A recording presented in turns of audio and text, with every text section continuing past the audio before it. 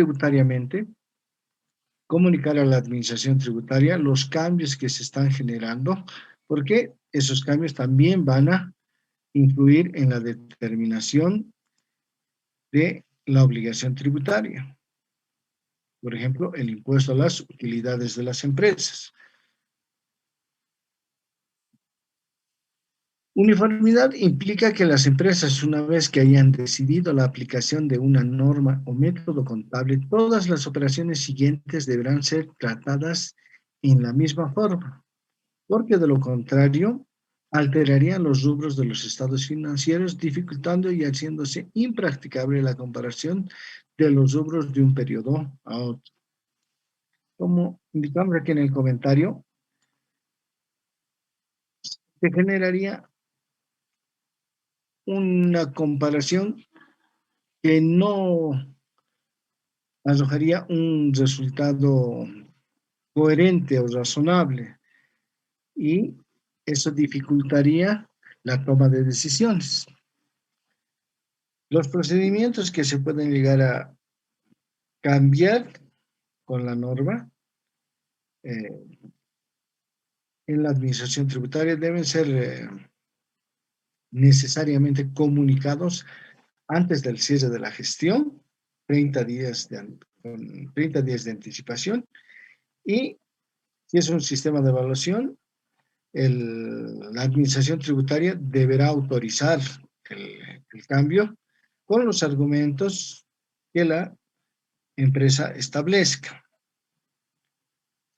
Ejemplo, los cambios en los principios de contabilidad o en los métodos de aplicación de los mismos, como ser, por ejemplo, cambio en el método de evaluación de las existencias. Cambiamos del método de evaluación PEPS al costo promedio ponderado, que es lo más usual. Una empresa, al iniciar sus actividades, inicia con un poco movimiento, fácilmente controlable, fácilmente de hacer un recuento, pero con el transcurrir de las gestiones, el movimiento de la empresa va generando mayor volumen de información, mayor volumen de manejo de ítems, mayor volumen de manejo de información, inclusive de personal responsable. En esos casos, ya el sistema de inventariación ya no sería el periódico, sería el perpetuo. Hemos iniciado con el primero en entrar, primero en salir. Es pongamos el ejemplo de la empresa Farmacias Bolivia. Una farmacia común y corriente, pequeña, de barrio o de las que no son de cadena, utiliza el método primero en entrar, primero en salir, porque los medicamentos siempre tienen fecha de caducidad y tiene que venderse primero lo que tiene pronta fecha de vencimiento. Entonces, el primero en entrar y primero en salir es un método adecuado para este tipo de empresas. En el mismo rubro, la empresa Farmacias Bolivia ha llegado a optimizar y a cambiar este método de primeros en entrar y primeros en salir. Utiliza el costo promedio ponderado. ¿Por qué? Por los volúmenes de información y movimiento de mercancías que ellos tienen. Adicionalmente, han generado un plan de negocios bastante eficaz, orientado a algunos productos y algunos medicamentos a ciertas áreas geográficas de cada una de las ciudades donde tiene agencias y sucursales. En ese sentido, el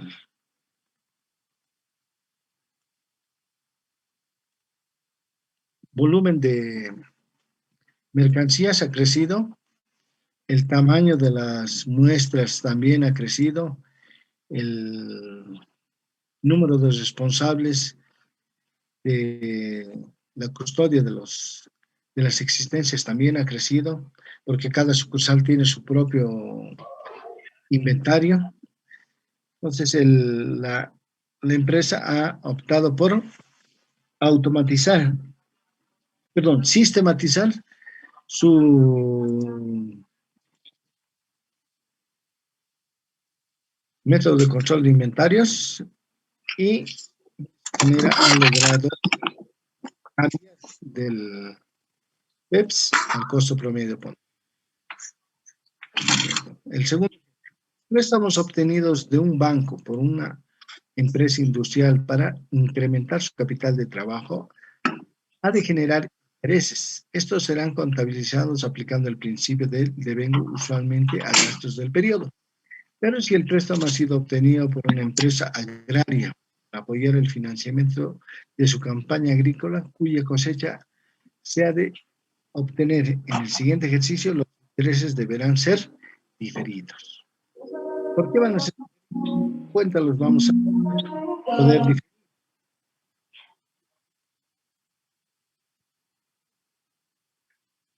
Luis Fernando Mamani.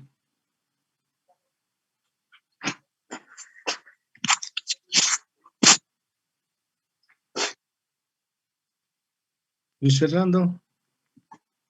Licenciado, muchas. ¿Por qué los vamos a diferir? ¿Y en qué cuenta va a ser diferido estos intereses?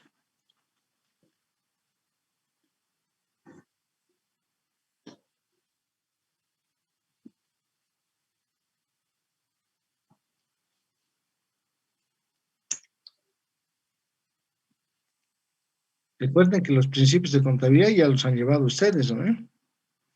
En contabilidad básica.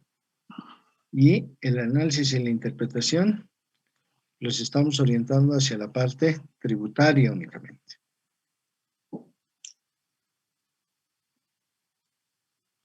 Pero los procedimientos esenciales para los ajustes se basan en los principios de contabilidad.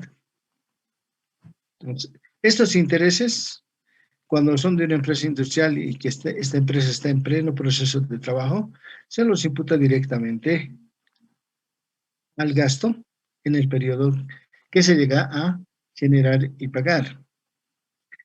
Más al contrario, si es una empresa agropecuaria, agrícola, que esos intereses o esos préstamos se han utilizado para la siembra, compra de agroquímicos para mejorar la cosecha, y esta cosecha no va a ser realizada en esta gestión, va a ser realizada en la próxima gestión, estos intereses deberán ser diferidos e incorporados dentro del costo agrícola, costo de explotación agrícola, para que de esta manera se cumpla también el principio del evaluación al costo.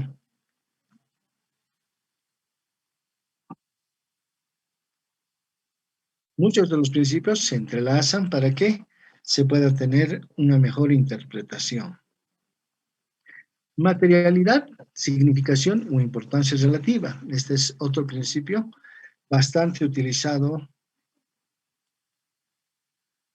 Al ponderar la correcta aplicación de los principios generales y las normas particulares, es necesario actuar en sentido práctico. Frecuentemente se presentan situaciones que no encuadran dentro de aquella y que, sin embargo, no representan o no presentan problemas porque el efecto que producen no distorsiona el cuadro general. Desde luego no existe una línea demarcatoria que fije los límites de lo que es significativo. Consecuentemente, se debe aplicar el mejor criterio para resolver lo que corresponde en cada caso, de acuerdo con las circunstancias, teniendo en cuenta factores tales como el efecto relativo al activo, pasivo, patrimonio o el resultado en las operaciones. Este principio nos indica que hay que actuar con sentido práctico en aquellas situaciones inusuales que se pueden llegar a presentar. No toda la vida las empresas realizan las mismas transacciones. Repiten y repiten las mismas, comprar, vender, pagar, cobrar. Existen en algunos casos situaciones que no se encuadran en los procedimientos habituales de la empresa y tampoco se encuadran en los conceptos aplicables en la normativa contable.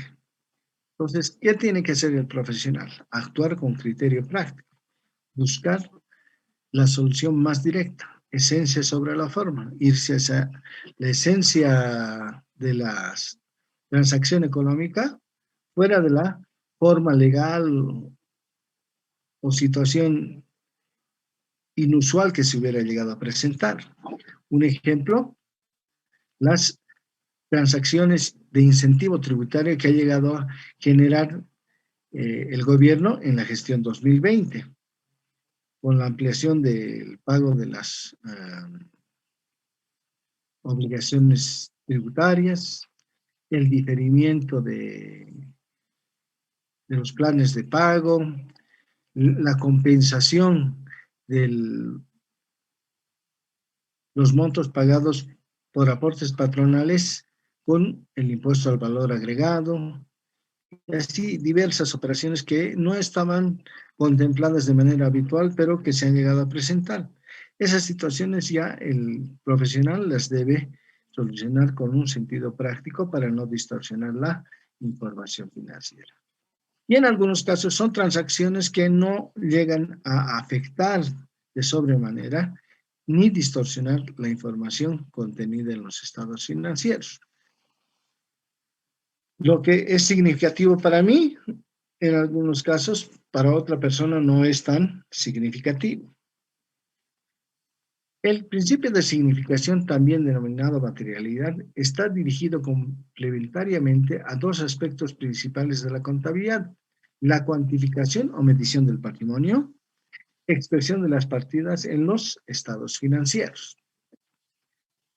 Cuando hablamos de cuantificación del patrimonio, hablamos de la generación de los ingresos y gastos que tienen las empresas.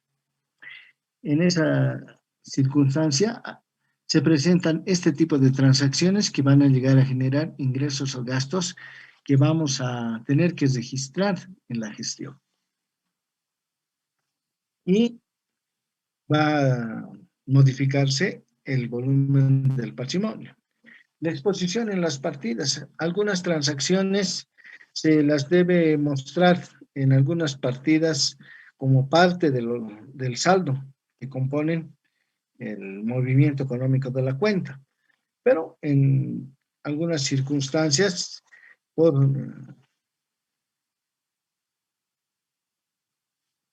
transacciones inusuales, se pueden llegar a separar o que por política contable el contador englobe todos los gastos en una sola cuenta, pero que materialmente no distorsionarían el resultado de la gestión.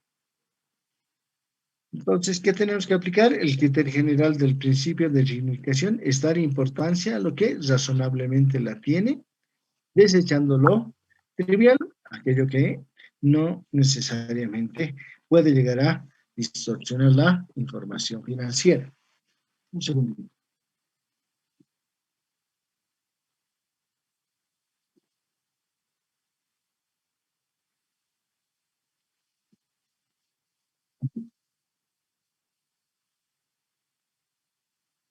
Un ejemplo, los activos fijos adquiridos en aplicación del principio de realización se afecta periódicamente su costo de resultados vía la cuenta de previsión de inmuebles, maquinaria, equipos, a partir del mes en que estos bienes sean utilizados en la generación de ingresos.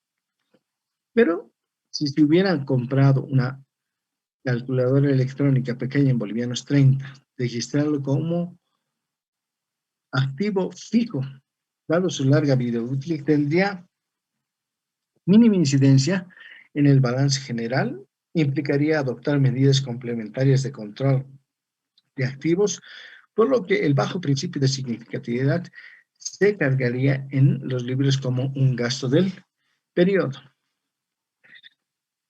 El ejemplo, cuando compramos un activo, lo registramos y lo depreciamos de acuerdo a la utilización. En el ejemplo nos indica, compramos una calculadora en 30 bolivianos. Si lo activamos o no lo activamos, si lo ponemos en el activo o lo ponemos en el gasto, distorsionará la información financiera de la empresa. Estaremos subvaluando el valor de los bienes de uso de la empresa al activarla o al no activarla. Estaremos generando un gasto que en realidad no es gasto, porque esto no se ha gastado, está siendo utilizado por la empresa, esta calculadora. Entonces, ahí es donde la materialidad tiene su aplicación como principio. El contador como profesional debe evaluar si el valor del control que se va a llegar a ejercer sobre este activo fijo o sobre este bien que se utiliza en la empresa es un elemento de significación que va a llegar a sesgar la información de los estados financieros o no va a sesgar esta información y la tome en cuenta o no la tome en cuenta, la información financiera va a ser la misma. Entonces, ese es el concepto de materialidad. Exposición. Los estados financieros deben contener toda la información y discriminación básica y adicional que sea indispensable para una adecuada interpretación de la situación financiera de los resultados económicos del ente al que se refiere. En los estados financieros se debe exponer la información esencial y básica, fundamental para el proceso de toma de decisiones, expresar la situación financiera en la cual se encuentra la empresa y fundamentalmente establecer el resultado de la gestión, si ha sido una gestión positiva o negativa. El principio de exposición, también denominado de revelación suficiente, implica formular los estados financieros en forma comprensible para los usuarios. No tenemos que llenar un estado financiero un montón de cuentas, que en algunos casos no son útiles para el proceso de toma de decisiones. Tiene relación directa con la presentación adecuada de los rubros contables que agrupan los saldos de cuenta para que una correcta interpretación de los hechos registrados. Podemos presentar en el estado financiero la cuenta gastos administrativos y le colocamos una nota y en la nota podemos colocar todas las subcuentas que componen ese rubro para que si alguien quiere saber cuál es la composición del saldo de la cuenta, tenga esa información también dentro de las notas a los estados financieros. Por colocar únicamente el número grande de cuentas, a veces es innecesario y distorsiona una correcta y una buena exposición de los estados financieros. Un anticipo concedido a un proveedor no se debe mostrar restando el saldo del rubro cuentas por pagar comerciales en el pasivo, sino incluir el saldo en cuentas por cobrar comerciales del activo, evitando mostrar a menor suma las obligaciones comerciales, cuando más bien el efecto de la transacción es que incrementa las cuentas por cobrar al haberse evidenciado derechos de cobro, recuperación a efectivizarse en el futuro. En algunos casos, muchos de los contadores cometen el error de cuentas similares, empezarlas a agrupar y a compensar. La compensación de activos y pasivos no está permitido en la exposición de los estados financieros. Cada rubro tiene que exponer su generación de ingresos y su generación de gastos. Entonces, se debe exponer en los estados financieros, si bien información básica, pero no se puede llegar a compensar saldos en la presentación de los estados financieros, a menos que una norma así lo establezca, como por ejemplo el valor del bien de uso y su depreciación acumulada. Nos quedaremos ahí, muchachos. Llame la lista, porque cuando he comenzado mi clase eran muy poquitos para poder realizar el llamado de lista. Me contestan rápido porque tenemos 6 minutos.